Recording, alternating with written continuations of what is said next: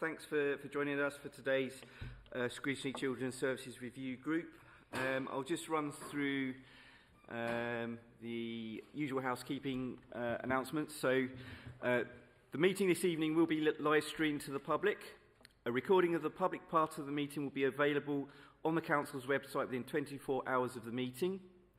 Remote participants joining the meeting using Teams, please turn cameras on when speaking and use the hands up icon to indicate a question or comment. Turn microphones and cameras off when finished.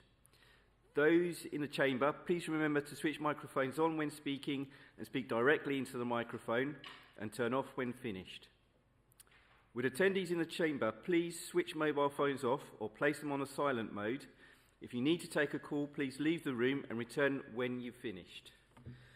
Okay, so I'll just like to also just start by welcoming our two new parent governor representatives. They are Ashish Kadia and Dr. Nahid Sultan.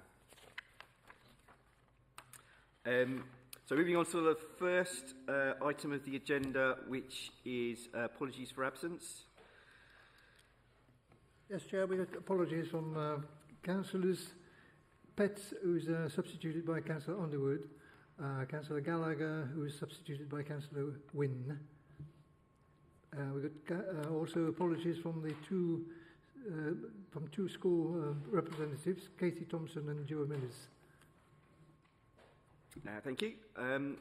Moving on to the next item of the agenda, which is relates to the minutes of the last meeting dated 26th of October 2023, which have been duly circulated. No comments have been received. Does anybody in the room have any comments? No. So I think we can consider those approved.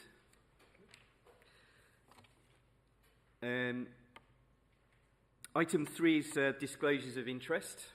I'll start by saying that I'm Governor of Somerys Junior School. Councillor Khan? I'm a Governor for Dallow Primary School. Councillor Keynes? Governor of Queen Elizabeth School and Governor of the Virtual School. Councillor Abbas? Governor at William Mostyn Junior School.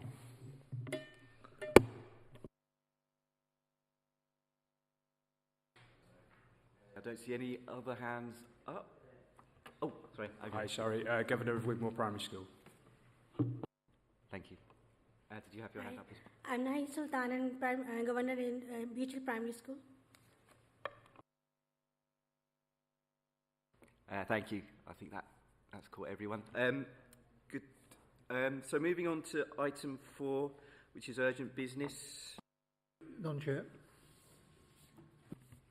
Thank you. So item number 5, references from committees and other bodies. None, Chair. Thank you. Under item 6, I don't have anything to update on, so so we'll move straight on to item 7, which is the first of the report. So that's the Education Standards Report for 2023, which is on pages 10 to 33 of your agenda packs. And let me quickly navigate to that as well.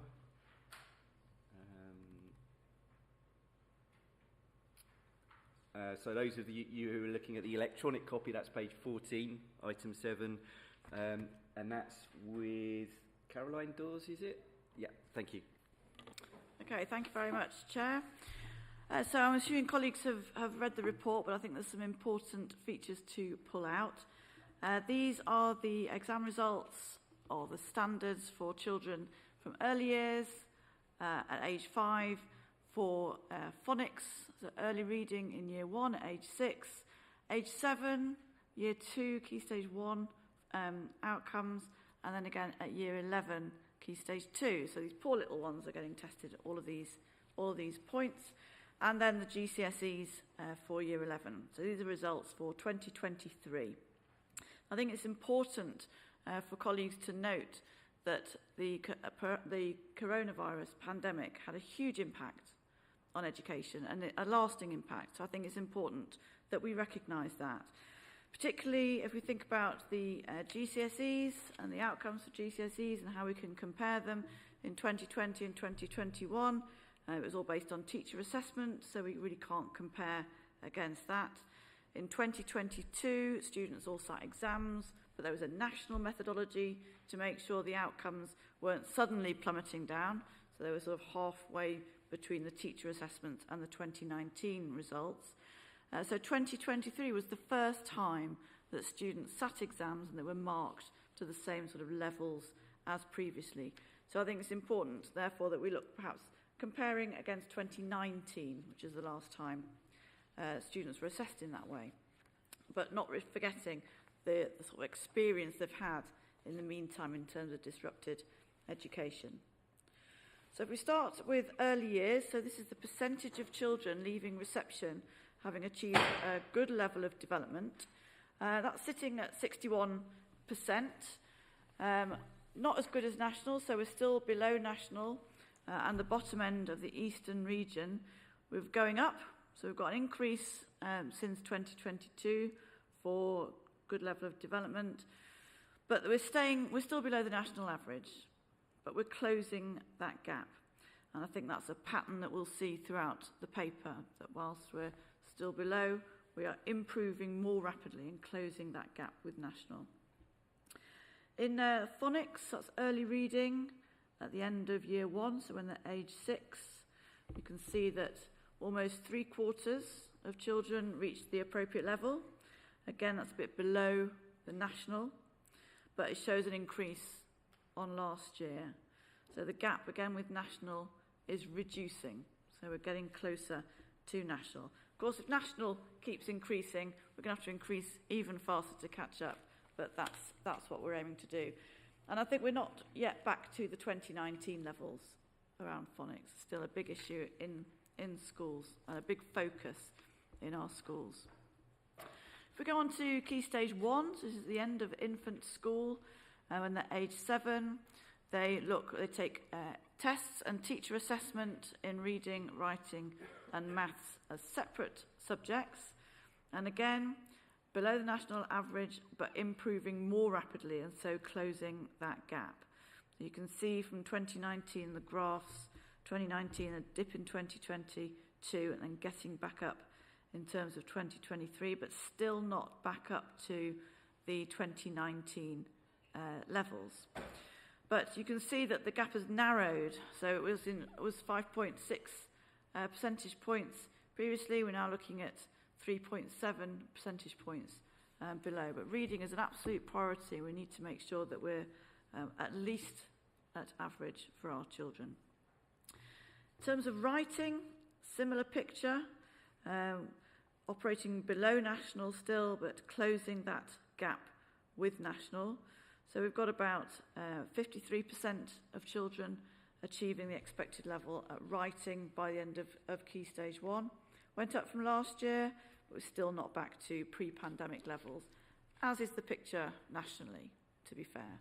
But we want to catch up and exceed those levels. Maths, slightly stronger picture. Our children do really well at maths, and they're perhaps less impacted by the pandemic on their maths, but we're still a bit below. So you can see we're looking at 66%, so 2/3 of children coming out of Key Stage 1 with the expected level in maths. And the gap has narrowed from 7.4 percentage points to 4.2 percentage points. So we're getting closer, but not there yet. Now, if we look at Key Stage, and this year, 2023, is the last year that Key Stage 1 results will be reported. So they're no longer a statutory reporting mechanism from next year. Next year, it'll go from early years and then up to Key Stage 2. For item 9, then, if we look at the Key Stage 2 national assessments, that's at the end of primary school. These are the Year 6 children, age 11, and there are 4 different performance indicators. We look at the proportion reaching expected in reading, writing and maths as separate subjects, and then we look at the proportion who get all 3, so who get reading, writing and maths together. So last year we were above national for the first time, which was fabulous. Not quite so good this year in terms of, particularly in reading. So reading, we dropped a little bit, and we're now below the national, back to sort of below the national average, although above where we were in 2019.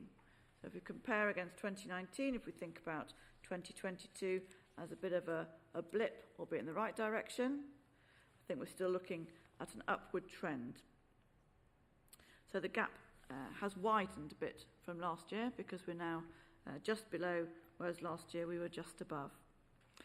In terms of writing, we're looking at more than two-thirds of children achieving the expected level in writing. Again, a little bit below national. We increased a tiny bit in terms of our percentage points from last year, but national improved more. In terms of maths, again, students in maths did really well, or better than reading and writing. So they continue to exceed the national average for mathematics. So 3/4 of Luton's children reached the national average in terms of, or beat the national average in terms of expectations in maths at Key Stage 2. Not quite as much as last year, so we beat national by a bit more last year, but we're still above the national average for maths. So in terms of reading, writing and maths combined, we're looking at about 57% of pupils achieving the expected level in both reading and writing and maths. That's a little bit down from last year, but we're looking at about 57% compared to a national of 59.5%, so a couple of percentage points below. Last year we were 1.5 percentage points above. This year we've gone back down a little bit. The other measures that we have in primary school is the distance that they've travelled, so it's the progress scores. And these are quite important in terms of measuring the impact of a school with the children that they have. The children themselves don't get these results. These are just school performance measures. They track back to when these children who left primary school last year, what they got when they were in Key Stage 1, age 7, and then see how they get on in Key Stage 2 and compare them with similar children nationally. And in Luton, children do really well in our primary schools compared to the average in the country. So progress made by Luton children in reading was positive 0.14 compared to an average nationally of 0.03. For writing, similarly, very positive progress, 0.2 compared to a national average of 0.03. And similarly in maths, positive 0.92 compared to 0.39 that we achieved in 2019, but also a big difference from the national progress measures of 0.04. So they learn a lot more in our primary schools compared to nationally. So we move on to Key Stage 4. So these are GCSEs. These are the qualifications that children leave our schools with and give them access to further education, universities and employment. There are I've used 3 different measures here, 3 fairly typical measures. The first 2 measures are a measure of school performance. So Attainment 8 is the average score for a pupil's 8 subjects, basically, with English and Maths double counted. And there's been a significant uplift in Luton's outcomes for Attainment 8, so the average over 8 subjects, so a breadth of subjects, compared to 2019. So in 2019, only 43.5% of children, in 2019, the average Attainment 8 score was 43.5. In 2023, we're looking at 44.4. So that's an uplift from 2019, and nationally, it went down. So we've narrowed that gap with national more rapidly. In terms of Progress 8, that's the progress that children make from Year 7 compared with children nationally with similar starting points. So they look at the whole cohort who took GCSEs, they track back to see what their scores were in Year 6 and see the distance that they've travelled. And again, Luton historically do pretty well around Progress 8. They make good progress from Year 6 into Year 11. And I think that reflects on that, the quality of education that they're getting in Luton schools. So you can see how Progress 8 has improved over time compared to national. And this year, the progress score was 0.11 compared to a national of minus 0.03. So that reflects on the progress that children are making when they get into Luton secondary schools. But they're performance measures for schools. In terms of qualifications for children, it's those GCSEs that they take home in their pocket, which are really important. And we've used English and maths at a strong pass. That's a grade 5 or above. And we've used that because that's a real gateway qualification.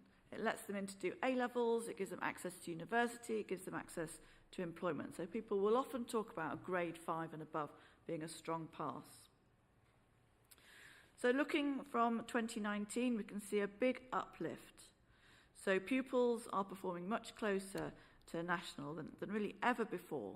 Key Stage 4 historically has been an area which, it's been a bit of a challenge for Luton schools.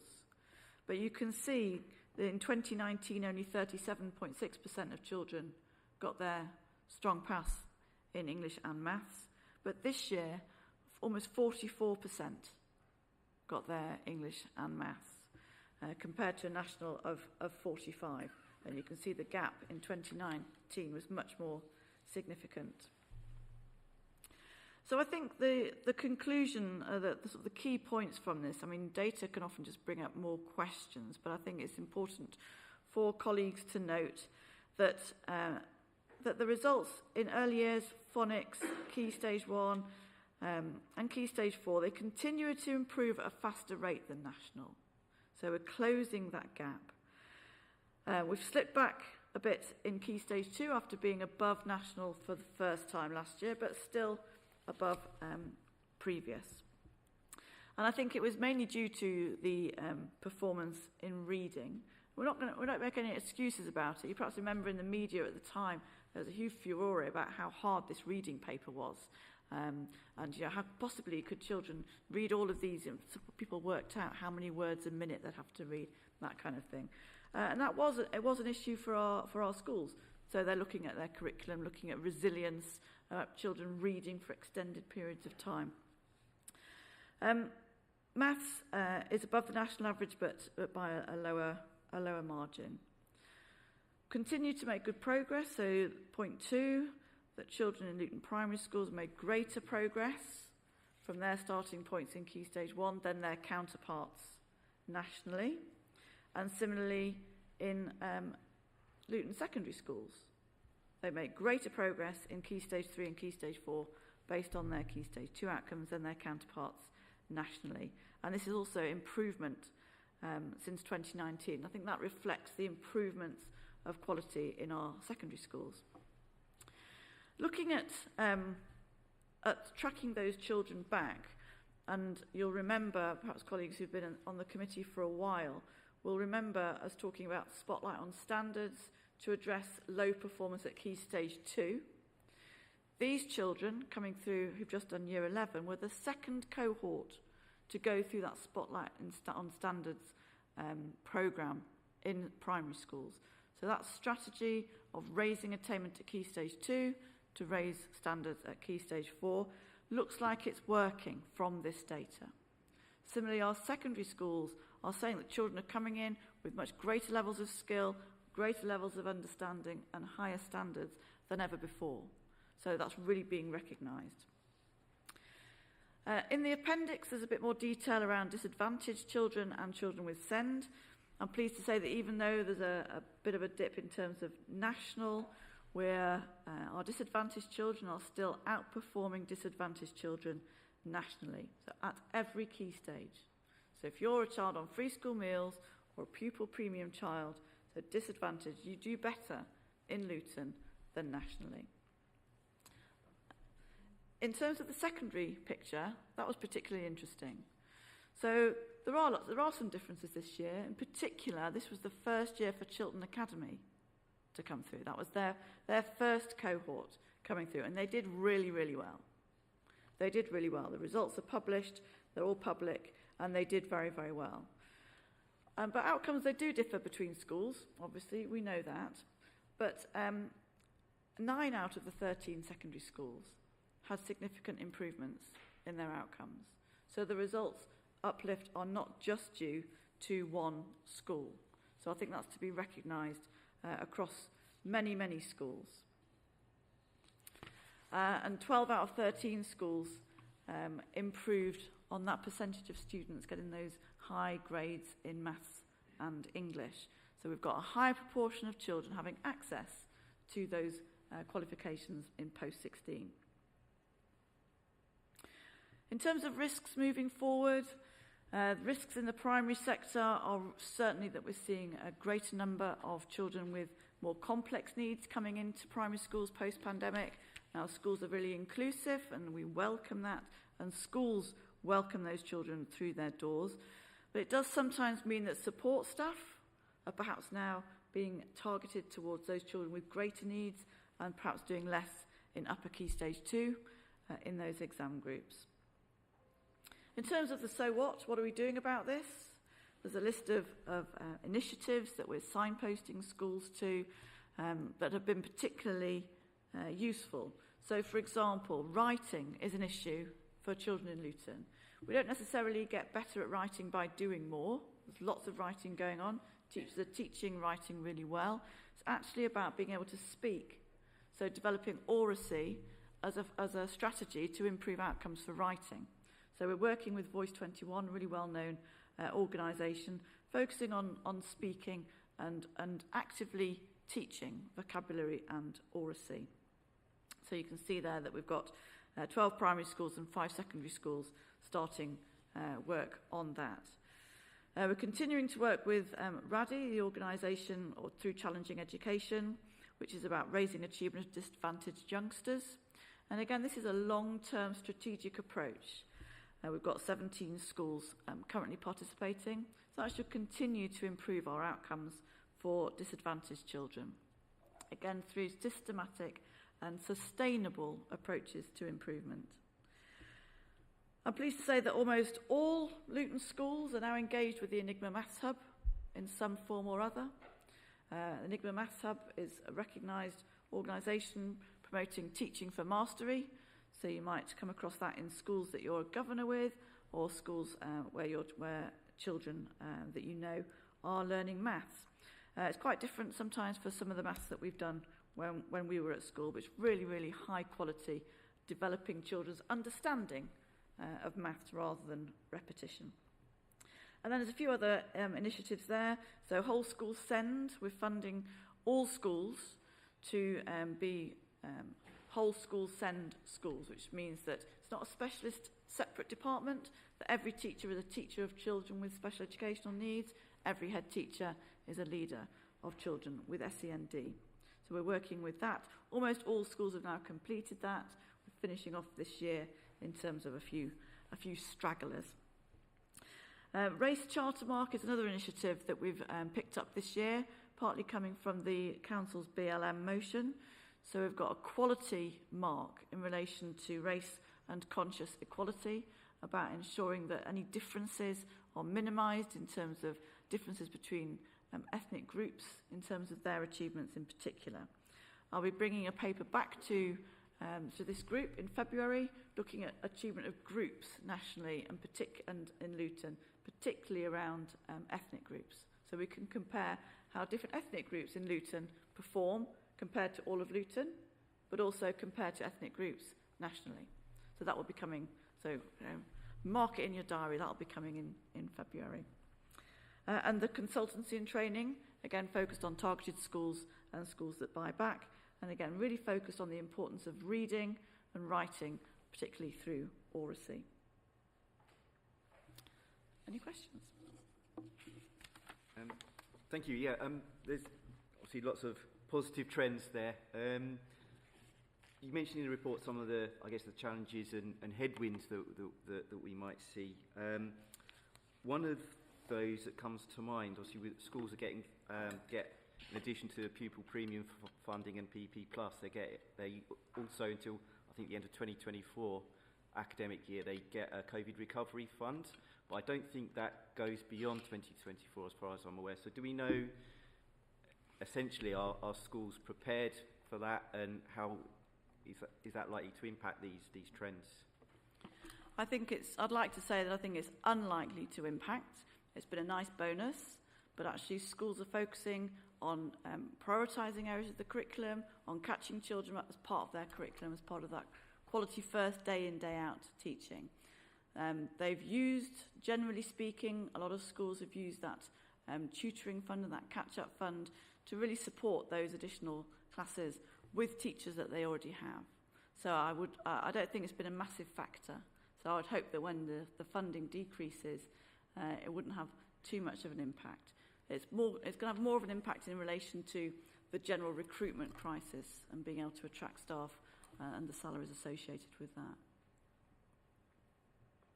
Councillor Khan? Thank you, Chair.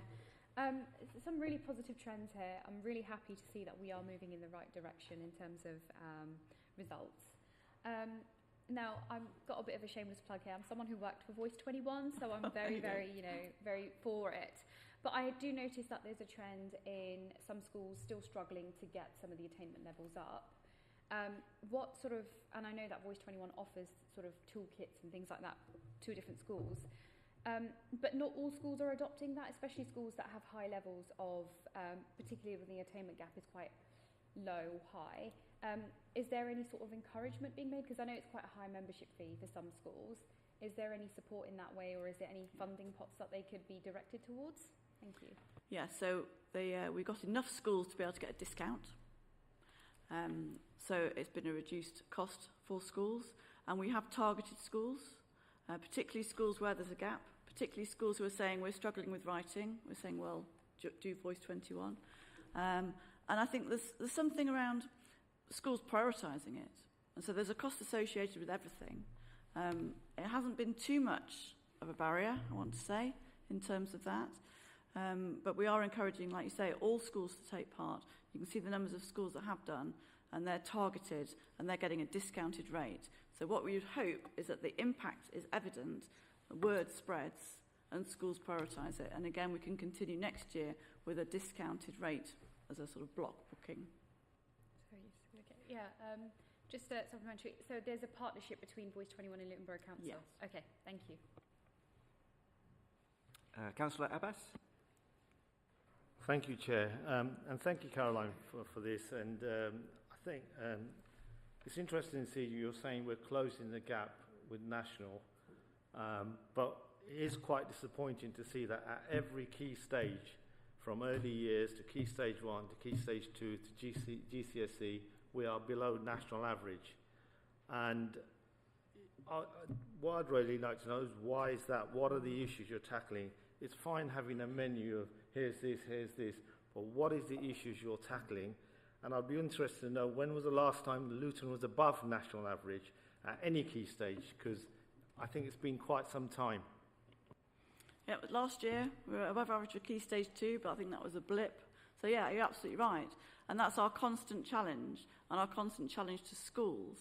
And the road we navigate is between putting too much pressure on schools for those outcomes in a narrow range of subjects and actually promoting a wide range of subjects which benefit all schools and benefit,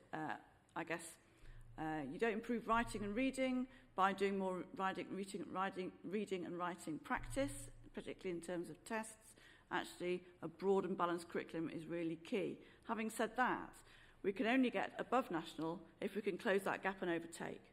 And I think that we'll be looking to make sure that we're doing that, definitely. I think, Caroline, if I just come in there, I mean, I've been a governor in this town for a decade, and in over a decade we have been below national average. That says to me there's something systemically wrong with the education system in Luton. You're not really answering my question about what is you're tackling and what you're trying to do to lift performance. I fully understand that we have to improve faster than the national average to get better. But we've had a decade where we haven't done it. We're trying to have an ambitious strategy of 2040. Children in our primary schools are going to be the adults that are going to be getting these jobs, that are going to get them out of poverty. And the rate we're going at, I don't think we're going to hit that. And I'd like to ask, when do you think we'll be able, in primary particularly, because I know in secondary, most of the schools are academies, so they're not really under the jurisdiction of the local authority. When in primary, at Key Stage 2, do you expect that we will be above national average? Well, I'd love to be able to give you a year. Paul?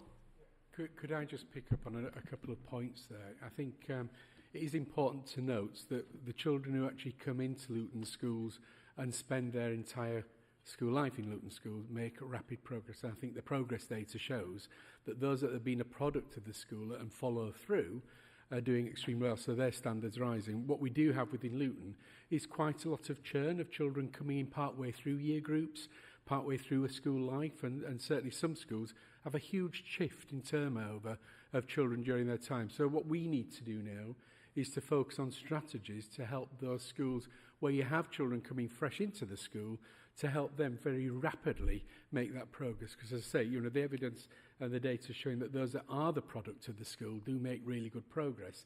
And I suppose it's that sector, that group of children that are coming in, because we know that every time a child changes a school, it knocks them back somewhat. So it's actually how we now work with the schools around those groups of children to make sure that they equally make the same progress so that we can then actually reach the outcomes that we're all aiming for.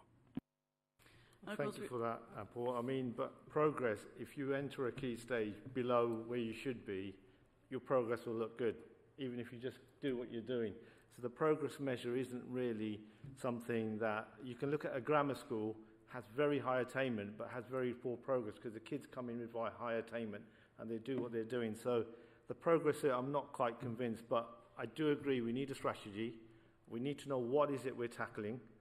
This paper doesn't set out what the issues are that we need to tackle and what we're doing to tackle them. And I think, quite frankly, having these offers there, yes, they're nice, they're great, but it doesn't tell me there's a strategy about how we're tackling to raise attainment in Luton, particularly at primary. Secondary is a different case. I know we've only got 2 schools that are actually run by the local authority, and I looked at their results the other day. They're not doing that particularly well. So we need to think about them. The ones that are doing well are academies. And I think Chorney Girls is probably up there. Chorney Girls, Chorney Boys, and a lot of them are run by children. So what is it children are doing that is doing way above national average, but we don't seem to be able to do it in any other schools? Yeah, I think there's some good points and there's lots of sharing of practice. I think one of the things that we've brought to this group before is around how the local authority engaged with schools, and in terms of prioritising primary schools. So we looked at, do you remember the A, B, C, D categories of schools? So we will be targeting schools whose results are declining, whose results are poor, and make sure that we intervene. They get a school improvement advisor and they get intensive support around that. So we intervene where we can and we ensure that schools are targeted and engage with that. The key thing, I think, is around high quality teaching and learning for all children. And that's the key thing. And it's not about separating children out. It's not about coaching children up for tests. So there's something around making sure that schools are taking account, making sure that schools identifying barriers and overcome them. And the key thing is to make sure that people have high expectations in Luton schools, that Luton children have got the capacity, as shown by the huge amount of progress that children make, and as shown by those children who are in school from the beginning. So I think there's capacity there, high expectations. We're showing that in Key Stage 3 and 4 now. The other initiative I think that's useful to consider in this context is around attendance and improving attendance at school. And one of a really, I guess it's unsurprising, but a very key link between absence from school and poor outcomes. So there's something around working with the whole family, around improving attendance in schools. And we'll be doing some work on that, particularly linking with the proportion of children, which children got good results who've been in school compared to children who have got a different rate of absence. So it's very complex business, but we're not taking our foot off the brake, off the gas, and we're certainly not lowering our expectations of schools. Chair, I think it would be useful if you're coming back in February to have a strategy of how we are raising attainment and outcomes in our schools, and it'd be good to see that strategy and what we're doing and what some of the issues are that we're tackling. So it'd be good to have that to come to this board. Yeah, certainly we could put that in the work programme. I'll just, Mr Wagstaff wants to come in. Thank you very much. I think that's a real opportune moment for me to talk through where we are with the strategy for not only raising attainment, but also working towards achieving the 2040 vision. As an education team, we're starting a reset of the education strategy. There's several strategies out there at this moment, and what we're doing and beginning to work with our schools is to determine a reset of that for a programme to try and attract and attach actions to really make tangible progress in a whole range of issues around education over the next 3 years, which move towards the 2040 vision. And part of that will be about an excellence programme and particular strategies that will actually tackle some of the disadvantaged challenges that we have, and also some of the disappointing results in some areas. And I think our aim is to make sure that every child is accessing the very best. And I think what we're starting to do now, we started those discussions and that refresh now, but during the spring term we'll be engaging with external partners, with our schools, with the academy trusts, and also with our maintained schools and our earlier sector and colleges, to look at what that will look like in terms of tangible progress, tangible outcomes and actions that are going to achieve those outcomes, so that then over the next 3 years we as a community of learners and educators can then hold each other to account to actually achieve those outcomes and the improvement. So I think it will be, when Caroline comes back with the data, we will be going through that process of determining the strategy, but the intention is then to come back by April with a draft of the future strategy for the next 3 years, which will actually highlight and address some of the points you're raising, with tangible outcomes that we will all as a community be working towards. And so I would hopefully, we will come back with that detailed plan. But it has to be a plan that's co-created with our schools and with our partners, otherwise there won't be ownership taken of that. And I think it needs time for us to do that with our partners to get the right actions in place. Thank you. Had quite a few hands go up, so we've got Councillor Khan, Councillor Begum and Councillor Wynne, so go to Councillor Khan, yeah. Thank you, Chair. I just wanted to address some of the comments my colleague made. So I think it's rather naive to say that progress isn't being made, especially we have to look at context. Luton is a town of high poverty rates. Again, I'm one of those students who arrived in the country mid sort of primary school year. I started in year 3. Again, didn't finish with high attainment levels, but I'm still someone who's gone on to get really good secondary education results and, go on to university, go to one of the top universities in the country. And I think it's really unfair to say that schools aren't doing enough, because that's not the case at all. Schools are working very hard. I think we have to consider the poverty levels. It's very one way of looking at it. If we are just saying that schools need to be doing more, the council needs to be doing more, because we have to consider external factors. Where is there enough support being provided for families? Because often these children's parents are working like 3-4 jobs. They don't have that parental support where they can work through them at home, through the homework and phonics and things like that. So I do think it's really important to also consider that, rather than saying not enough is being done, because the schools, we all know schools are working very hard, and we know that the local authority is sort of assisting with that. That's all my comments. Thank you. Thank you. Okay. Does anybody want to come in on that point in particular, or come to the next one? Okay, so Councillor Begum. Thank you. I just wanted to pick up on a couple of points. Firstly, it's great that this report shows an upward trend, but again, I kind of agree with my colleague, Councillor Abbas, in terms of just in general what I see, right? In terms of my own schools that are in my area, that attainment, even though they are still quite good, but I do feel that there is more work to be done. But it would have been nice to have a breakdown, because the attainment the achievements and the attainment grades kind of vary between different wards. So again, as my colleague says, there are external factors that affect that. But the other thing was, so that's basically a request, if we can have a breakdown, that would help us as counsellors to work with our schools to see what we can do, and how we can kind of help our parents to support their children to raise some of those attainment grades. The other thing where you said about there being a strong link between absence and attainment, schools are constantly talking about this, and I get a number of emails and letters saying, please make sure, please make sure, please make sure.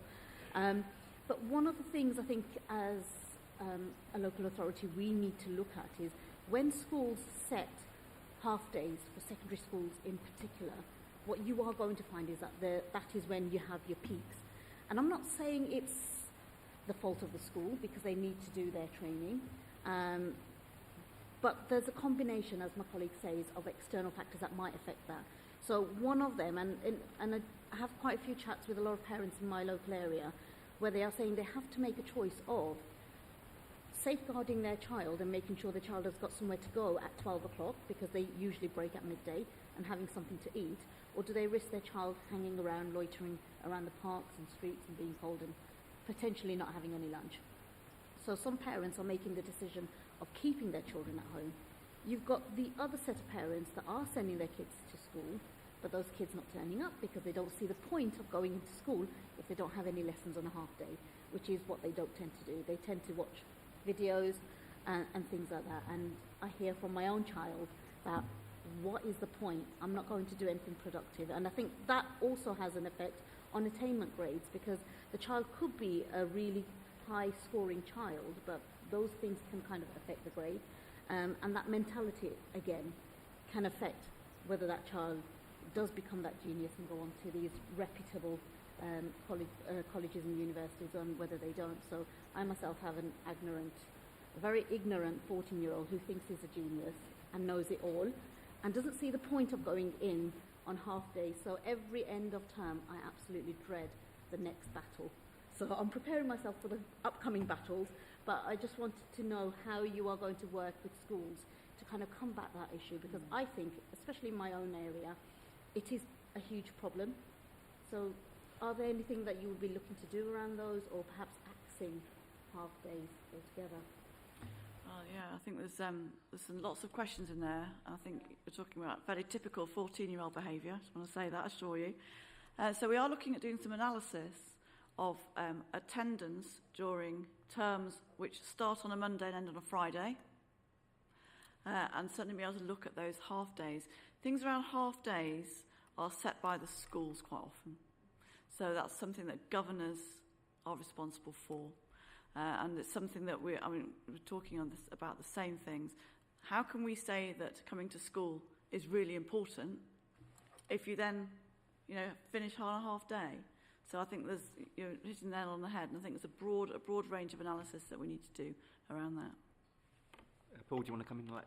Yeah. Just picking up on that, if that was a general pattern of half days happening all the time, we would be very concerned about that. I think obviously children have the right to be in school full time for 190 days, and there's clearly an expectation of the number of hours that they should be spending each week.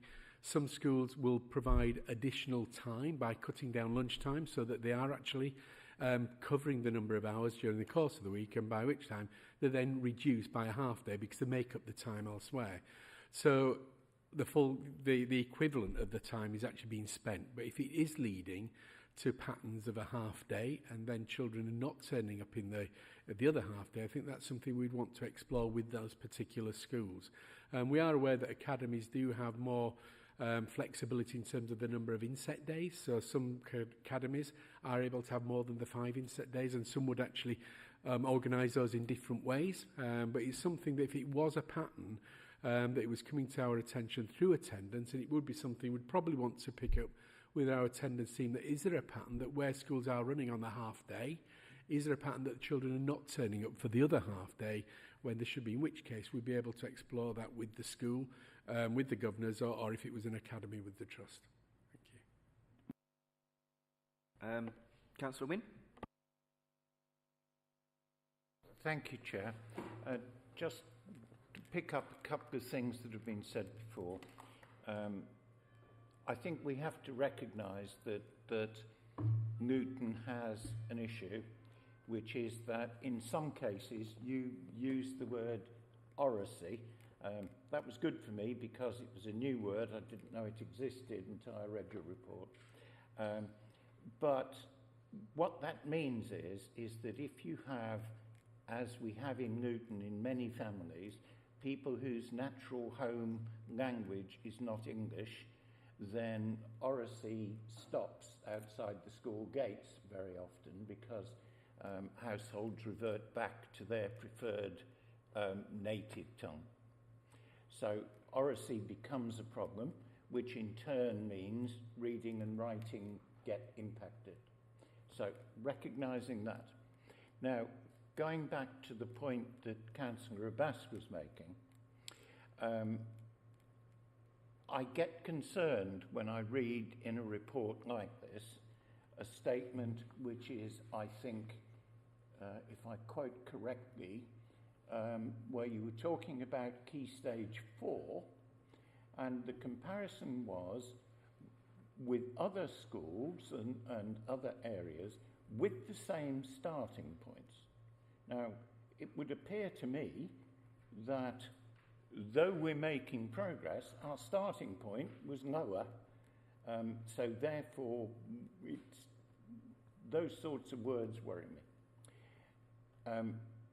My final point is that when I look at this report, if we are going to make the sort of progress that we need to make as a town, when I see that, for example, we have in reading, writing and maths for the Eastern region a figure of 57.3%. That is an abysmally low figure, bearing in mind what we're going to be asking the children in these age groups to be able to do to tap into the high-tech economies to come. By aiming at such an abysmally low target, we're never going to get to the position that our stated objectives for Luton 2040 on that wall are achieved. And so we can't keep using this national average, which is abysmal in my view, as our target. We've got to set our own targets and aim at our own targets and see this report reporting back on how we're getting on, meeting our targets to meet those objectives. We're not doing it. I'm sorry, but I find that this is a commentary on aiming at a target which is set too low. That's my view. Yep. Paul Wagstaff, sorry. Thank you. I don't think within the report we've mentioned that the national average is our target, and I think absolutely clearly on that. Our target is set by the 2040 vision of what we want for all of our young people. I think the data that's been presented by Caroline here is showing how we compare currently with the national average, but no way do we suggest in any way that our target is just to reach the national average. That's not the case. It wouldn't be fair on our children, it wouldn't be fair on the community itself. We always, and our target is always to aim as high as we possibly can, because we want all of our children to be able to achieve and to be successful, not just in school, but also when they leave school. So I think in terms of targets and ambitions, they're set high. What the report is trying to do is to show where we currently sit against what is the national picture and what is the national average. If I may just say so, yes, I understand and I accept maybe, because I don't know, because I'm not a regular member of this committee, but I don't know what Luton's targets are compared with the national, and there is nothing in this report, as far as I could read, that actually mentions even once Luton's target. Not even once. Thank you. Ashish. Thank you very much. Caroline, can I just say thank you to you and your team for the report and all the work that you're doing. We see firsthand from the school that I represent in particular, the excellent work. I do have a couple of comments and a couple of questions, if that's okay. Chair, please do interrupt me at any point if you feel it's outside the remit of my brief in particular. So I would echo some of the comments that have been made and some of the questions. with regards to aspirations in particular, if that's okay. So what I was keen to understand, I'm probably going to fire them all at you, so I'm really sorry, but I hope they'll be productive. Are there any specific interventions that we're taking against each particular KPI? It'd be good to understand, if that is the case, the evaluation of those interventions as well, if that has taken place in particular. So you mentioned the Spotlight on Standards programme, for example, as a good example of what's gone well. I couldn't see that in the list of 2022-23, so what I wasn't able to tell from that is it still carrying on, if it's done well, or etc. And then linked to that is a comment about potentially initiative overload for schools and for yourself as a service. And so I think it's just about a reflection piece when we do have the next report, and maybe the focus on the strategy, just to consider how far stretched the service then gets to be able to deliver these, and then what your core kind of areas would be, if that's okay. In terms of the narrowing of the gap, it's great to see the narrowing of the gap. I recognise some of the comments that have been made about the national average and whether that should be our aspiration. I'm not suggesting it is reflected in here, but maybe when you bring the next strategy through, it'd be welcome to see what our milestones and so our overall target, to whether it's 2040 or wherever that may be, but milestones of what you would expect us to see, because obviously there is a gap for us to bridge, and so I would expect obviously in the next 5, maybe 10 years for that gap to close, and then the aspiration beyond that. So, but forgive me, I'm not telling you how to do your work here, but it would be helpful to see that. It would be good to understand if there's a sense of what's working well in year at the moment. I know that's really hard because we don't have evidence to tell us that, but sometimes having the finger on the pulse to say, actually, we think this intervention is working well or not would be welcome. Again, the progress comment was made earlier, but the progress from Key Stage 1 to Key Stage 2, I recognise that. I unfortunately put a critical eye on it. Is that because the Key Stage 1 performance has been suboptimal, let's call it, and therefore the gap that needs to be bridged is wider, so therefore any progress against that will look better when you do that progress measure. You mentioned, the aspirations I've mentioned there to you. You mentioned about the Key Stage 1 national compliance reporting. Forgive me, I'm not going to get the terminology right, but the reporting to stop, I think, is what you said. That sent a few alarm bells to me when you said that, so I'm keen to know whether, as an area, we are going to carry on reporting against that, if that is even possible to do so, for the whole host of reasons that we've just outlined here, from seeing the Key Stage 1 performance to then the progress from Key Stage 1 to Key Stage 2. So whatever we think of the national decisions for it, is there anything that we could do locally to help us with that? Really sorry, that was a number of questions there for you, but I hope they were helpful and some of the comments were helpful. That's fine, thank you. So, yes, we're always challenging schools on what interventions they're using and how do they know they're working. So that's the key thing. What are you doing and how do you know it's working? And if it's not working, why are you still doing it? Yep, so there's those key things. The Spotlight on Standards was really interesting because when we implemented that, we did a lot of analysis on outcomes of schools using Spotlight on Standards compared to schools that weren't, and the improvements there. And now that's common practice across the board. So it's using research-based, evidence-based approaches to teaching and learning. So I'm pretty confident that is there across the board, and I think that's recognised actually in the offset outcomes. So now currently all our maintained schools are good or better, and that recognises that breadth of quality across a whole range of subjects, and looking at that progress in terms of the impact of teaching and the effectiveness of teaching. So I think that's a constantly on our agenda, and I think and we'll be doing exactly the same thing around Voice 21 schools. Yep, identifying where they were before, identifying where they're at after that intervention. It gets a bit skewed when we're targeting schools that are already performing low, that we want them to improve, but we manage that, because otherwise, how do you know where to put your efforts? So that's a key part.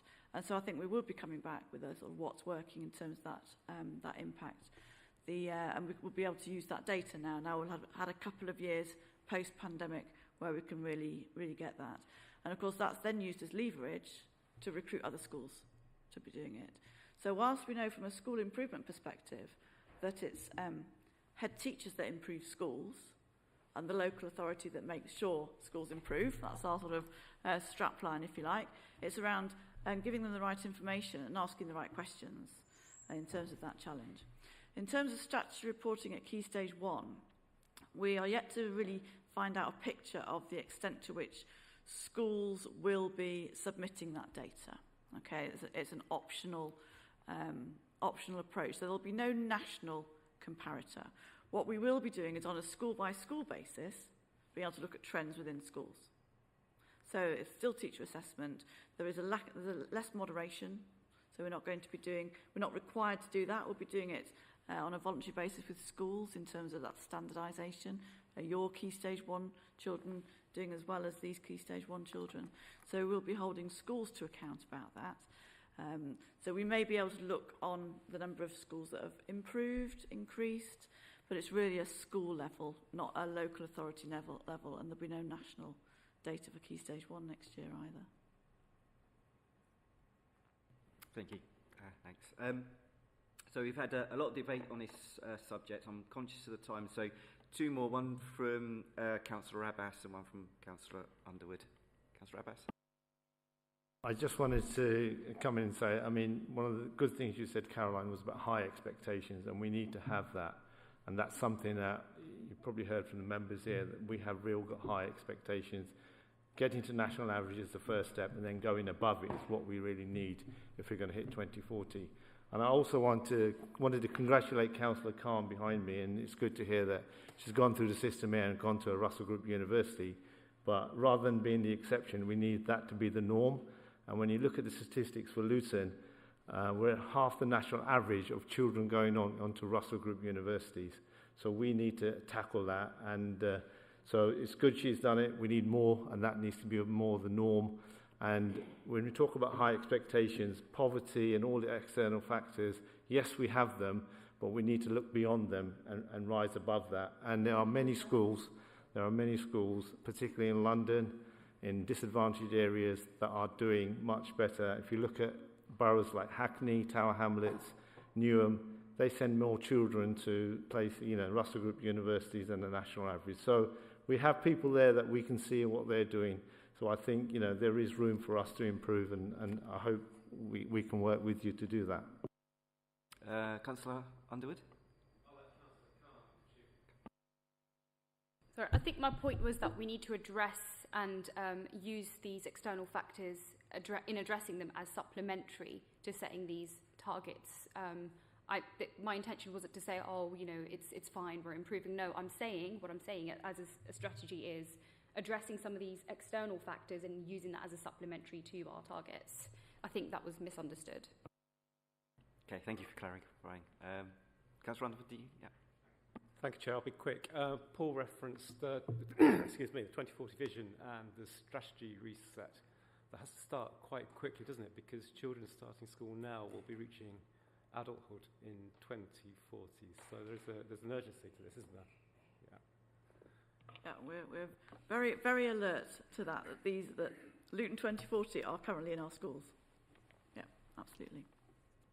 One last point about that. I think what we all want to see, and schools want to see, some tangible progress towards reaching those goals for 2040. And it seems a long step from where we are now, 17 years, to get to 2040. So what we're aiming to do within the Education Strategy Reset is have tangible outcomes that schools, young people, everybody can see has changed and has moved towards that by 2027, and then a further 3 years, so that by 2030 we've made those tangible steps towards that, and not just about a vision and an idea, but things have changed. And I think that's what we're aiming to do, is to try and break it down into manageable steps that people can then see there is a difference, and they can feel that difference. That's what we're aiming to do within this.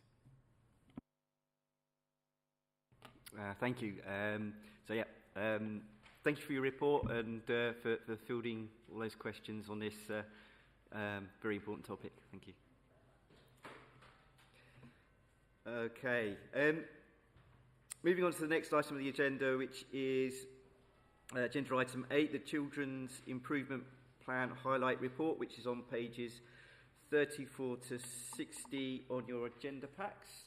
And for those of you looking at the PDF, that's page 38, and that's with Paul. Thank you, Chair. Good evening, members. So my update comes in two parts. The first is looking at the highlight report, which covers the 4 themes, and the second part is about our addition of a 5th theme around partnership that I'll go through with you. So theme 1, improving quality.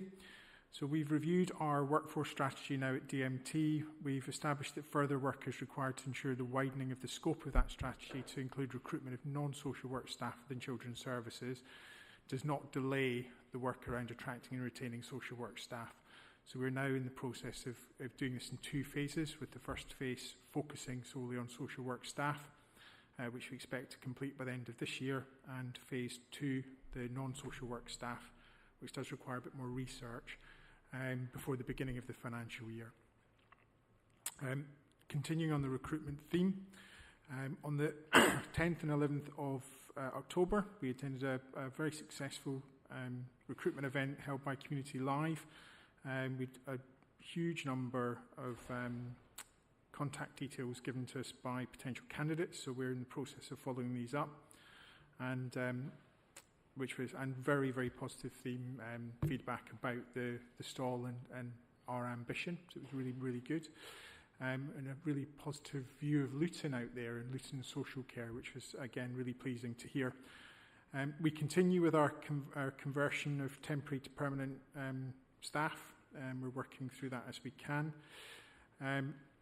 We're also doing some discovery work with the Social Work Academy to look at how we're reviewing our onboarding system for our apprenticeships. We now have apprentices coming in to us. We're looking at our ASYE offer. And also Frontline, which is another entry into social work, and the Step Up to Social Work programme. And we're also looking at how the Academy will provide ongoing career development supporting progression and to aid retention of social workers as we go through, so future-proofing our potential management teams. We have had our sector-led improvement partners, Essex to complete a diagnostic on the corporate parenting service. And feedback was there are many strengths, but we still have some work to do some improvement. Our caseloads remain consistently within the agreed levels, and we are monitoring our personal advisors' caseloads in the care leavers team as they're a little above expected. So moving on to our sort of family partnership, we've got training to reduce parental conflict continues. We now have 32 of our family partnership staff who are able to deliver who are trained, and 8 colleagues from partner agencies. The family partnership have also been working with CAMS on the Incredible Years programme, delivering that to parents with children with mild to moderate learning disabilities. We have a school-based outreach project that's been completed by the family partnership with the Link Community Centre to provide additional support to children with Eastern European descent. And we have also just submitted a bid to join Wave 2 of the Pathfinder Test and Learn programme that is looking at the incoming social care reforms, stable homes built on love, in the implementation strategy. And we expect to receive a response to that bid in January 2024.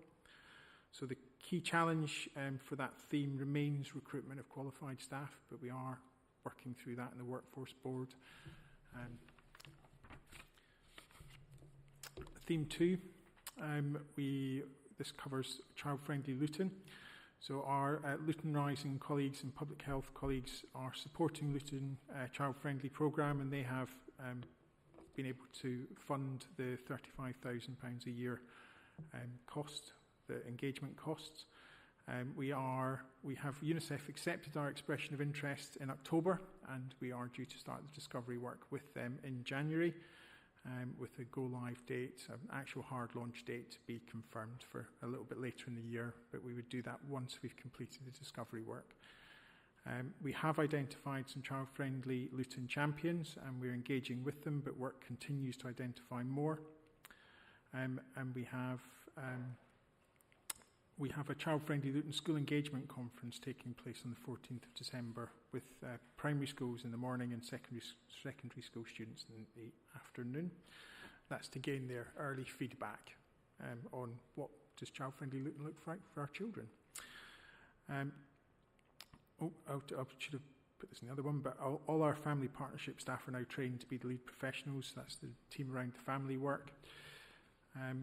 We are, for our All in It Together, so this is our young care experienced children, the All in It Together group, and we've had a successful sign up to the NIAS campaign, My Things Matters, and we've also completed a survey with them, which is subject to the All in It Together group review before I believe it will come forward. We have held a practice week, the 11th practice week in mid-September, with a focus on children in care. And we had a day looking at our Luton values as well. Our practice audits are moving towards good, showing that we're strengthening our reflective discussions on all audited cases that had been highlighting any inadequate practice. We've strengthened our case reflection panel terms of reference. Our audit team are in the process of completing thematic deep dives to provide assurance on the quality of practice across the services. So we're continually under review. We have looked at our bite-sized training offer to consolidate learning from audits. There's currently a focus on cultural competency. In theme 3, improving tools,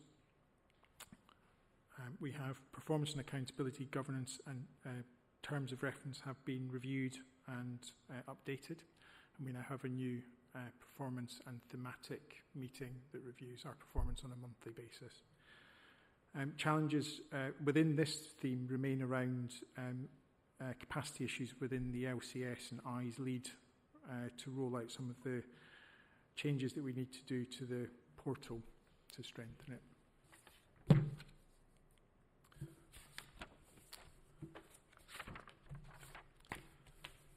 Theme 4, which is improving strategic partnerships. There's an awful lot of work has taken place in this one, so I'm going to I'll cherry pick because you have the report in front of you. So we've reviewed our outcome forms for the capturing of young people's participation within conferences. Our CLA sufficiency strategy has been reviewed, and we're just awaiting some additional updated performance information. We have set up a joint strategic commissioning board subgroup, and they're meeting quarterly, and they report into the joint strategic commissioning board. We have now got a new joint strategic commissioner who started with us in early September, focusing on joint commissioning with our health colleagues. They have reviewed our commissioning intentions commissioning intentions plan and presented this to the Joint Strategic Commissioning Board. We have a PAN Beds Coordination Group. PAN Beds Strategic Leaders Groups have met and agreed a framework for Section 11 audits to move forwards, and this will be compiled by December and moderated at PAN Beds in January. The Local Safeguarding Children's Partnership Development Day took place late September. They reviewed the strategic priorities and agreed objectives for its new strategic business plan and subgroup work plans. And we are phase 1 of Lady Zia Werner expansion has been completed and handed over to the school, and phase 2 is scheduled for completion in September 24, and it will provide a further 70 school places. We are in the process of developing our SEND SEF, and we have been working with partners across the system, and we expect to have a draft ready by mid-December. The inclusion services have been providing speech and language training through LCAN and Autism Education Trust training through the autumn term. So that concludes the existing highlight report. Shall I take questions on that before we move on to the second part? Thank you. Councillor Khan? Thank you. Thank you for this report. I just have a suggestion rather than a question. It may not be relevant, but in terms of the recruitment of experienced social workers, There's a national organisation called Frontline, which sort of which sort of trains up social workers, but they also have an ambassador programme. So I'm not sure if local authorities are aware of that. And that ambassador programme is usually trained social workers, and they usually connect them up to different local authorities. So I was wondering, just a suggestion to say whether you've kind of looked into that or seeing whether you can partner up with Frontline on that. Thank you. May I answer? May I come in? Yeah. Yes, we have partnered with Frontline, and as you all know, Frontline, they've been around for a number of years now, and have recruited in many local authorities. And what we were hearing about Frontline in terms of stability of social workers was the caliber of social workers that they said they would go for, and they do go for, but they go for particular, as they themselves would put it, very high-flying group of professionals, and that is great for social work. We want that. But what I have said to them quite clearly for Luton, what we're looking for, a unique place like Luton, we want the recruitment to take place in Luton. We can have those high flyers in Luton as well. Of course, we want to look at other people coming into Luton, but in the first instance that we look at Luton, and yes, the program you're talking about is inclusive of that. So we're having those discussions with them now. They're actually starting a survey. So they usually start off and do a survey of the local authority, look at our resilience, look at what social workers are saying about Luton. And then we said, look, we want you to tackle this recruitment in the community, and we want to be actively involved in that because we are a unique local authority and we want that uniqueness to remain. And we want to invest in Luton. We don't want people coming from all over the world here, doing a year or two and, toodling off, basically. Yeah? Diraj, did you want to come in on this as well? Thank you, Chair. And I think from my side, my observation is, we know that nationally there's a huge shortage of experienced social workers. Luton's Academy is one of the best. It's been highly regarded. The DFE is very keen to look at the example that Luton has set around growing our own. So with that in mind, we are very open to expanding the Academy as it stands. Having said that, we can't keep expanding an academy if we don't close the far end of the dam.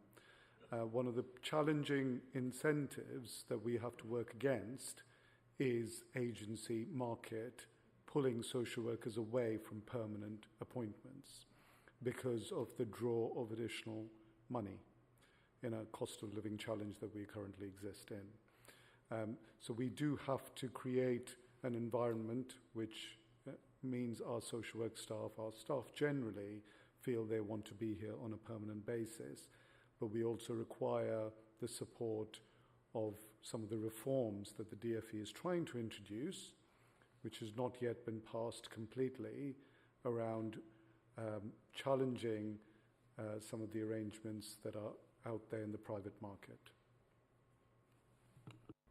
Follow-up question, yeah? Yeah, it's just a question around, is there a consideration for offering sort of like a benefit package for, there must be, I just want to know if there is and what that is. Yes, we do have that, and we have the market, we call it the market supplement, which social workers up to team manager level, head of service level, we have that. Of course, with the market supplement comes, for me, the investment in that. So when we have that, our golden handshake means you sign up to stay with us for a period of time, but we do have that. Of course, there are the other benefits. There's a car allowance, parking, all of the other benefits that we would put in as a package together. But importantly, of course, we have the support that we offer to all of the social workers. Yeah. Ashish Katia. Can I just ask a supplementary question to the one that my colleague here has just made? It's fine, and I understand about the additional payments that we can make and so on through our council systems. The biggest difference between being a council employee and working with an agency is the long-term benefits in terms of leave, healthcare, pension funds, and so on. As I understand it, please correct me if I'm wrong, but as I understand it, these golden handshakes and extra payments and so on don't accrue into pension funds and the longer-term benefits. So therefore, though they might help us to recruit, they don't help us to retain. That's at least my perception. Now, I could be wrong, and please correct me if I am. Dheeraj, yeah. I mean, you're right. So no argument there. So our market supplements don't accrue, get factored into pension contributions. I'm not a tax expert, but I believe that they're taxed differently as well. Having said that, our agency staff, the wages they receive, they don't get contribution into their tax fund, their pension funds either. Pay is one element of what keeps staff permanently in employment. It's about the working environment, it's about the relationships, it's about reminding ourselves as professionals the value of why we do what we do. But we are also working in a really tough world of a cost of living crisis that's being felt now. And as a result, staff are making choices that make their lives more manageable now than thinking about the 20 years future. So I agree with you, and I don't think anybody here would disagree with you, Councillor, around some of the short-term mechanisms we're trying to introduce, but we are also competing with a market which is making short-term incentives that draws our staff away. I do understand that, and it's not just social workers, although the social worker area of employment is particularly taxing at the moment. And I have had some insights into this as one of the most senior social workers in North Wales has been one of my relatives. And so I understand because they suffer in exactly the same way. But I do think that just doing initial golden handshakes or whatever you want to call it, and just doing those sorts of short-term measures isn't going to help us to retain the staff. We have to look much more holistically about the way in which we're going to retain the staff. It just doesn't feel right somehow. You are right, and as Dheeraj said earlier on, you know, there are the money is great. Nobody will deny that, but we also know that long term, the people look for something different, and so when we look at and if my memory serves me right, it goes back to the Workforce Board report, and we look at social workers who've remained in Luton, you know, gone 10 years and over, we would have just about over 60 social workers who've remained, you know, that period of time. That tells us something. When we've asked them, what is it that you want in terms of work environment? What would you be looking for from the council to make this place a place that you would want to stay for a longer time? They've said to us quite openly, we need your support. We want to work in an environment that we don't want to go home worried. Yeah? We want to be able to come and talk to you guys as senior managers, as councillors, and we want you to help us to plan and to work with our families. And so we hold the two in mind. We know food has to be on the table, money has to be good. at overall, what makes people want to stay in Luton in the long term. Short term is the money. In the long term, what makes people want to stay in Luton? And there is something different there that we also need to look at and to tackle well, because we've heard that loud and clear from our staff surveys, and that is online. You can look at that. They've said loud and clear, we want to feel supported, we want to be heard, we want to have a voice. Dheeraj, you wanted to add to that? Thank you, Chair. Just last point for me is, in response to the independent review undertaken by Josh McAllister, which was published last year, the response to that, Stable Homes Built on Love, was published this year by the DfE, by government.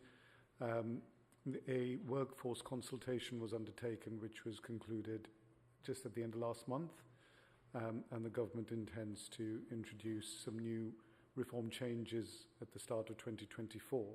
One of the proposals is around national pay rates.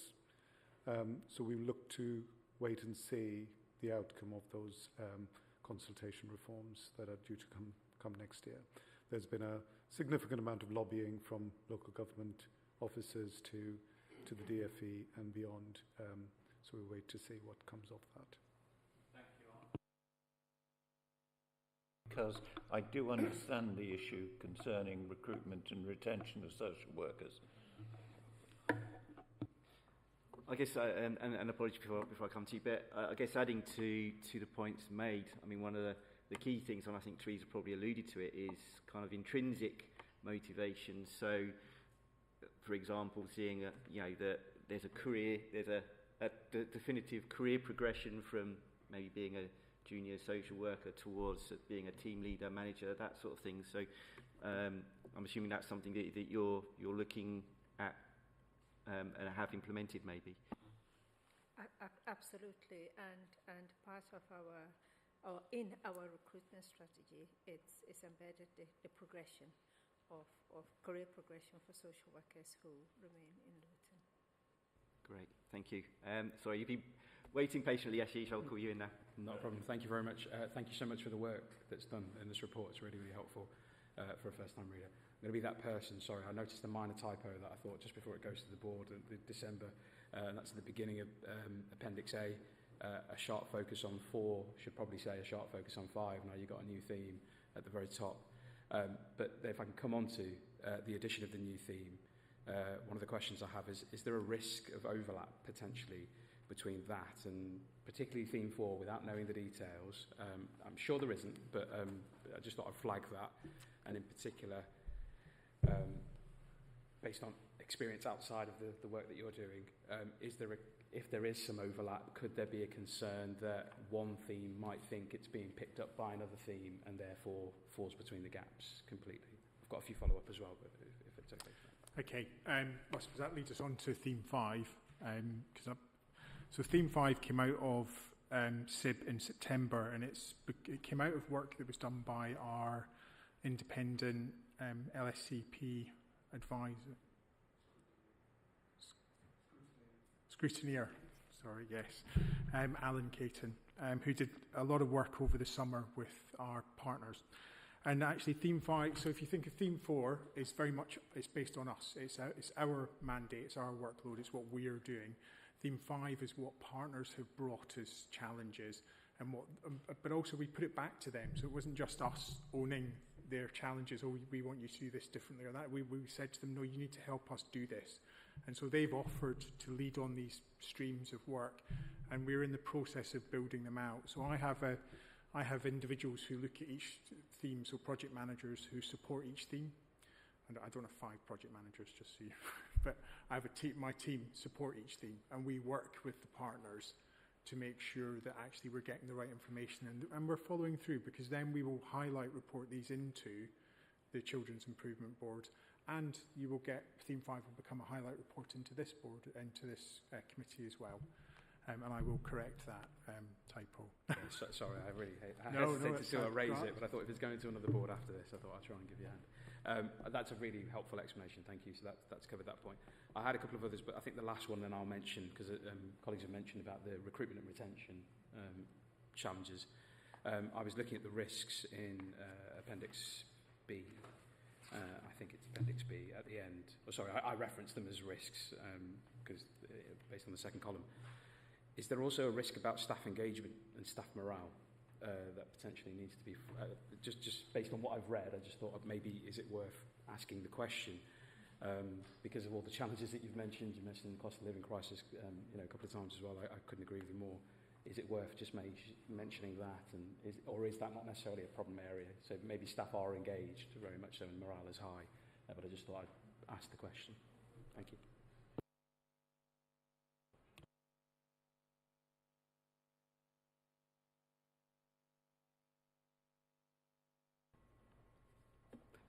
Sorry, Diraj, do you want to come in on that point? Yeah, thank you. I think it's a really important point. We'll capture that. Staff morale is, or staff well-being in its entirety is absolutely one of the focus areas of our workforce development strategy. We had a staff survey at the end of last year, which we are working through. Part of the work is we've organised a series of meetings with our staff. We've undertaken some focus groups. We're going to undertake some more. It's not a case of you've listed the problems and we've got some solutions. It's a case of we need to come together and identify the solutions together. So we take a appreciative inquiry approach in those conversations. The feedback on the ground is that has had a positive impact for staff, but the truth will come out when the next iteration of the staff survey comes out. We're confident that that's an improving picture. The importance, again, there is about that golden thread right across the management structure, making sure that those conversations are taking place regularly and staff feel safe in being able to voice their concerns to their managers. Thank you. Thank you, everyone. So I've just been told that we've got quite a hard stop at 8 p.m. today, so we've allowed plenty of time for that item. Thank you, Paul, for your report, which we note. Thank you. So moving on to the next item of the agenda, which is the Fostering Annual Report, which is on page 61 to 86 of your agenda pack. That would be page 65 for those looking at the PDF. And that is with is it Vicky Poe? Christina. Oh, Christina. Sorry, Christina. Thank you. Good evening, everyone. My name is Cristina Estrati. I am the new interim head of service for corporate parenting, and it's my pleasure to present you to the report. It's a fostering report 2022-2023, and of course you read the report. I would like to bring your attention to a few figures. For example, at 31st of March 2023, we had in our care a number of 420 children. This is higher than a previous year.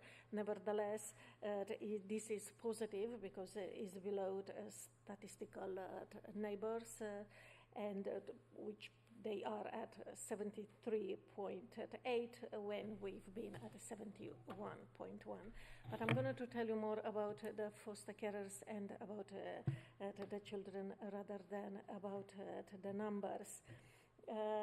What is positive is that we continue to recruit foster carers in-house. That number didn't increase as much as we would like, but nevertheless, what is positive that the gap between in-house foster carers and independent or agency foster carers that we know very well as an agency. Social workers are costing a lot of money, and we cannot rely on them always long term. So this gap is minimized, which is very important. As well, we increase the number of children that have been placed with parents. That is as well very positive, because that is an evidence of our social workers continuing to work with the parents. We have links in the community, and we've been we've managed to place at home, back home, children that are subject to a care order. And that in 2023, we had a very high number of children that then we went to court to discharge care order, because we were working with the parents, and the parents, they made improvements, and the judge agreed that we can to discharge the care order, so that they are no longer in our care. Of course, in 2022-2023, we had a significant number of separated migrant children that they came in Luton. That is the reason of this increase of number of semi-independent placements. We placed the separated migrant children in Luton, and in the Luton area. Of course, we continue to offer them support and to work closely with Home Office, and to ensure that their needs continue to be met. At this point, and is not captured in this report, is in regard to staff. What was the discussion about the social workers? We managed to have, in terms of management in looked after children, where are the social workers working directly with children in care. We have all management at this time is permanent staff, and as well we increase the number of permanent social workers. So that yet again is very positive. We increase in the number of social workers permanent in fostering team, and we have moving forward a very clear strategy in terms of increasing permanent staff and continuing to recruit in-house foster carers. Is it saying in this report that we've been successful to recruit recruitment officer? We very recently we managed to recruit a marketing officer, which means that we really are ready to get out there in the community and to promote in-house fostering. And of course we need and to appeal to your support, because of course we'll need your support for that to happen. Another positive I think is we increased the number of children that have been placed with relatives and members of families, which we call them connected person foster carers. Is a very important part of the fostering service, is a very specific part of our work, because of course we continue to work with the families, but in the same time the members of families are assessed as foster carers. And 2 weeks ago at the fostering panel, we've been so pleased to get a very positive feedback from a connected foster carer. Is an uncle that then said he would like then to become a full-time foster carer. So we are making steps, and we are going in a very positive direction. You can see as well on this report that is a significant number of children. If you look at the data from March 2023, talking about ethnicity of children looked after, are children from the black communities, of mixed communities. And if you look in parallel at the ethnicity of the current foster carers, it is a significant percent of carers from the white British community. We observed this difference, and of course our strategy in terms of recruiting foster carers is going in the community to recruit more foster carers to match the children from Muslim community, from black community, and we started to increase and to make progress in that matter. You'll observe as well that we said here successful achieving permanency through special guardianship order. And you'll observe in 2023 to 2023, actually, we decreased in terms of number of special guardians that we've managed to place the children. Special guardians, they are yet again a very important part of fostering. We are working closely with court, we are working closely with safeguarding service, and our children that yet again are placed under a special guardianship order with family members, and then our intervention is coming to an end apart from post-SGO support. But the children remain in the family and they are not coming in a care system, which yet again is very positive. And despite this slightly decreased number in terms of special guardians, I can say that we continue to progress and continue to remain in our attention. So we have an important number currently to the end of 2023 of children that we are in court and we are getting the special guardianship order for them.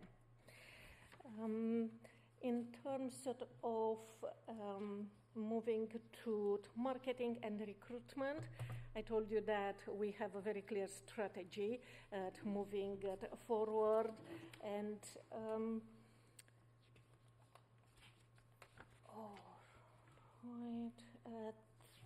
training and yeah. Yes. Happy to respond to any question. Otherwise, I'm not going to stop. Okay, thank you. Ashish raised his hand. Better, yeah. Thank you very much. It was a really excellent report, and I really welcome the link to the overarching strategy and how this relates to the work that you're doing, and the report is very well written, so thank you. So one comment and one question, if that's okay. I'll start with the comments. So towards the end of the report, I think we have key areas for development for 23-24, which is, I think, page 23 of the report itself. I just welcome if we could see the progress against these key areas in your next annual update, please. So obviously, if they're your strategic priorities, it would be welcome to have the report structured in such a way that we could see that. And then probably the simplest question that you'll have, but I thought I wanted to ask it. I'm assuming we try to place siblings together wherever this is possible. And is there anything else that we could be doing to make this happen?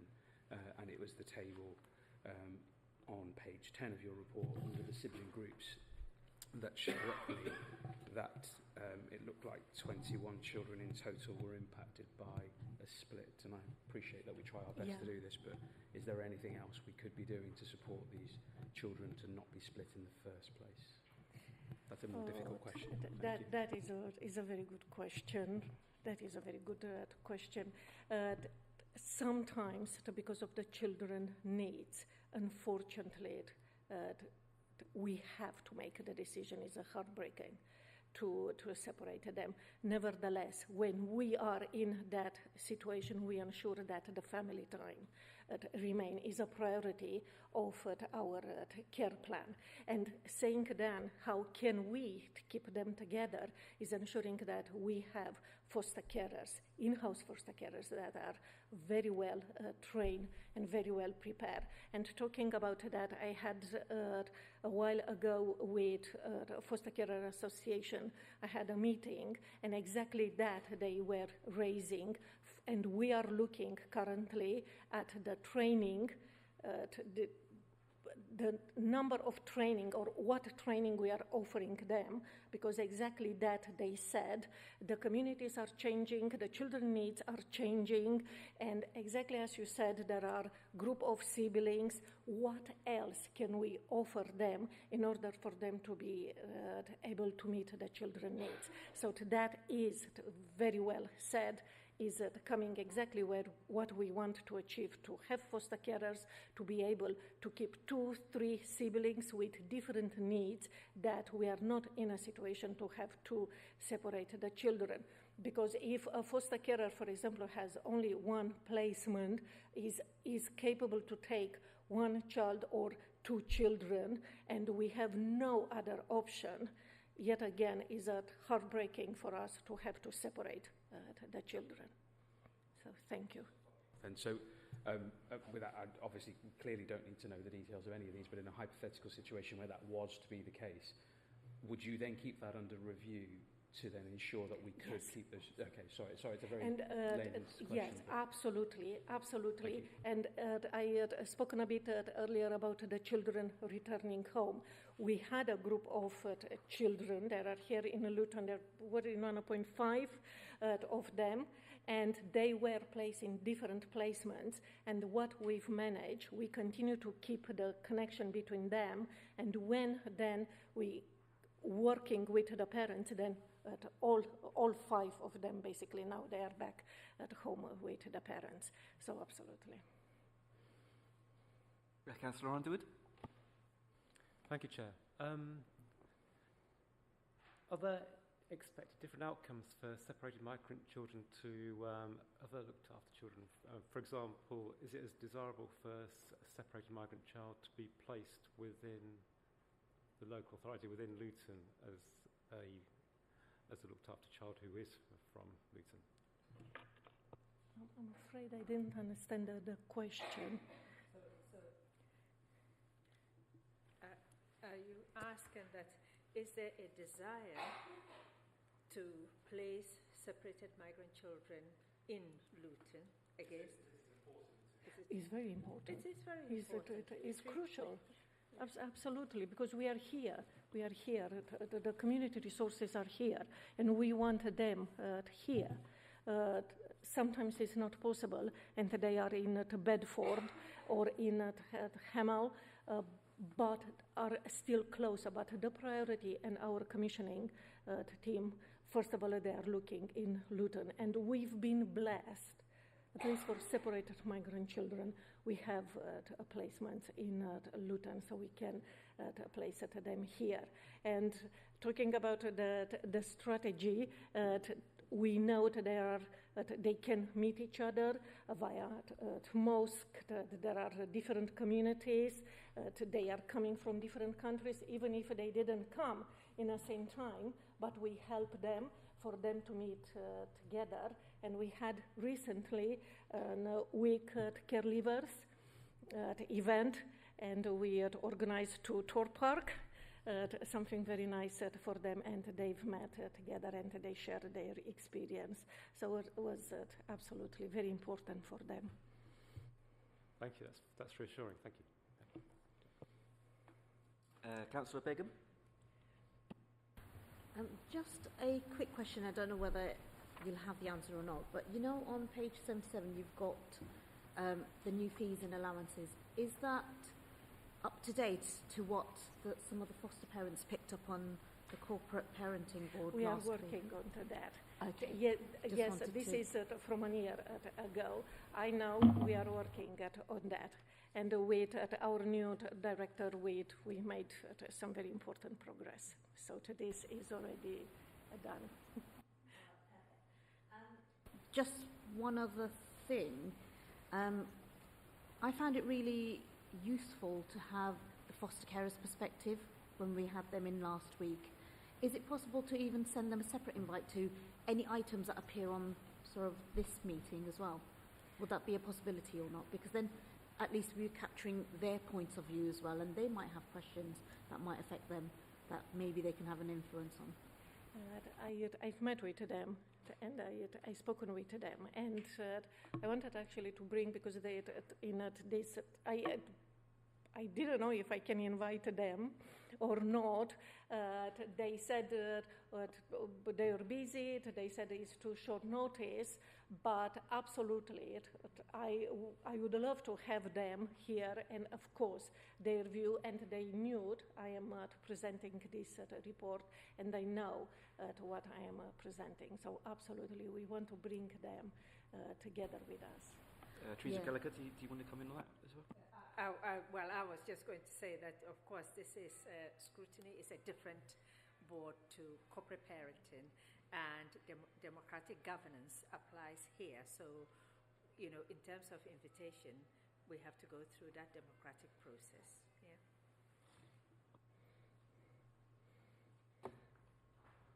Did you have a follow-up? I just wanted to say that because it being open to the public, could we not just notify them that this is open if they would like to come along? Then that way it hasn't got to go through that democratic process because it is a public meeting.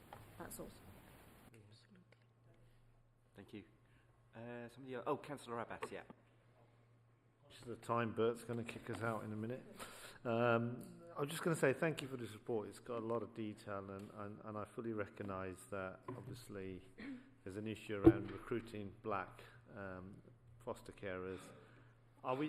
What are we doing specifically around that? Is there anything you're particularly doing around that to address that? Because obviously the growing number of children is black children. It would be good to place them with a black foster carer. So what are we doing particularly to try and recruit more black foster carers?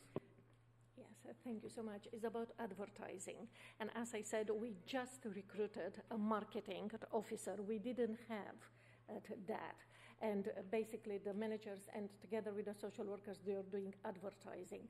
Now recently we recruited one, and is a full-time officer, and we, as I said, we have a strategy in place and big plans for us to go in the communities, to use at schools, to use other factors, to use you, and to help us, for us to reach those communities where we can inform that potential black and Muslim foster carers, and to explain them about a foster carer.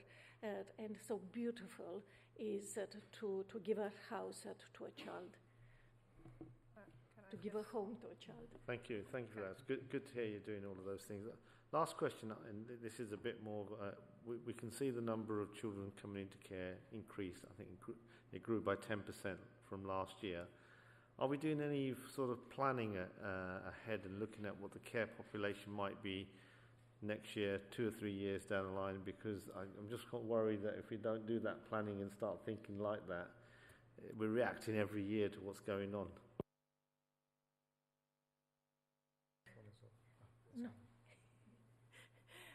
Of course, we are looking at, but saying that, if I will still be in a post at the next scrutiny, I will be in a position to report that we are now going down in terms of children with care experience. It was this boost because of the number of separated migrant children.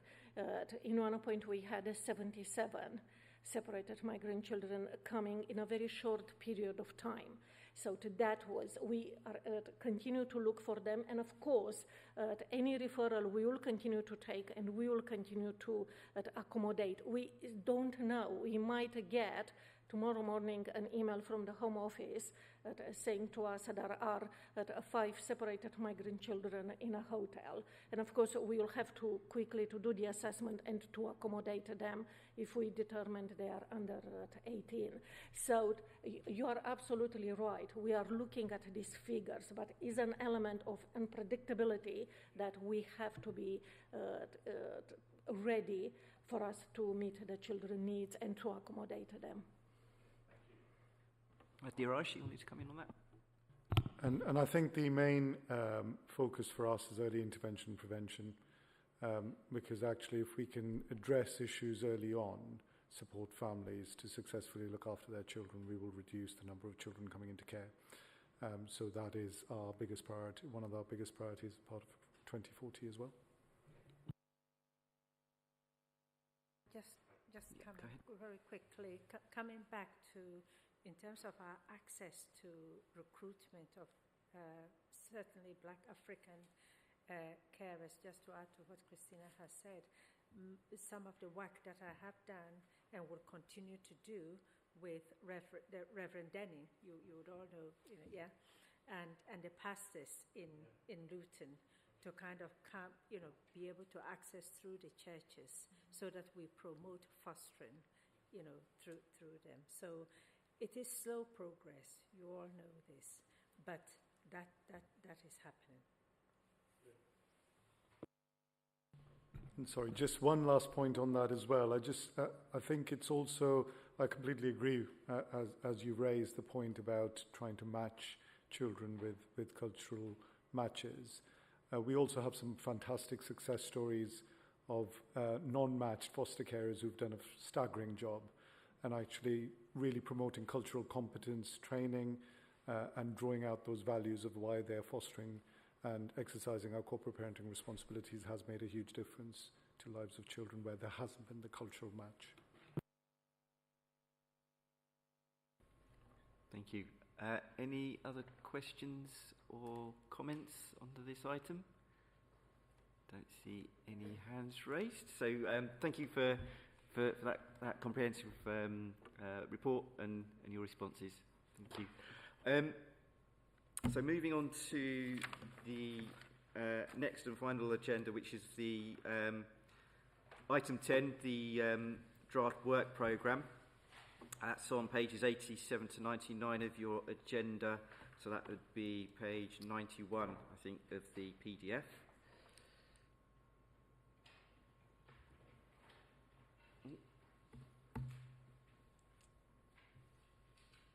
So I think there is an update to that.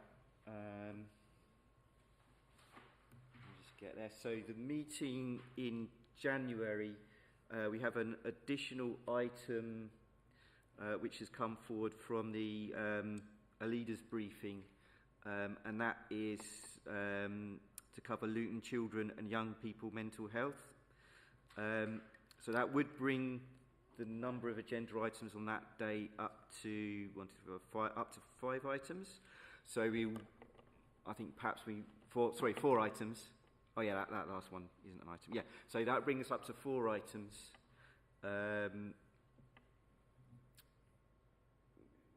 But the following, I think the following month we're quite short, aren't we? We've got 3 items. Yeah. 3 items. Yeah. So actually, maybe we could fit those because we have the limit of 4, don't we? So yeah, 4 items next time. So yeah, the additional item that we will be covering in the January meeting is Luton children and young people's mental health. Yeah. Any questions or comments on that? No. Are we likely to have the update from the first agenda item that we had with Caroline in the February meeting? Yeah. So is that reflected in the agenda that we've got? That would be in the, I think, the following meeting. That would be in February, isn't it? I think that one. Is it February? The Children's Services Improvement Plan, yeah. Yeah. So that would be that would be coming back in February. Yeah. Thank you. Councillor Abbas? Yeah, Chair, I don't think it's got Children's Services Improvement Plan, which is a standing item. I don't think the standards, the strategy is not on there at the moment.